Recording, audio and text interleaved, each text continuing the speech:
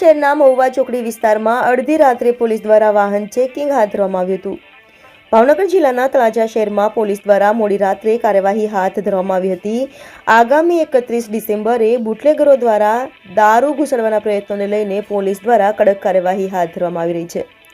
31ની ઉજવણીને લઈને અમુક ઇસમો દારૂની મહેફિલ માણતા હોય છે, જેથી દારૂ તાલુકામાં ઘૂસડવામાં ન આવે તેવા પ્રયત્નો પોલીસ દ્વારા સતત હાથ ધરવામાં આવી રહ્યા છે। ત્યારે આજે ગત મોડી રાત્રિના 12 વાગ્યાના આસપાસના સમયે તળાજા પોલીસ મથકના પોલીસ અધિકારી દ્વારા સ્ટાફને સાથે રાખીને કડકડતી ઠંડીમાં તળાજા શહેરમાં મહુવા ચોકડી વિસ્તારમાં વાહન ચેકિંગ ઝુંબેશ હાથ ધરવામાં આવ્યું હતું।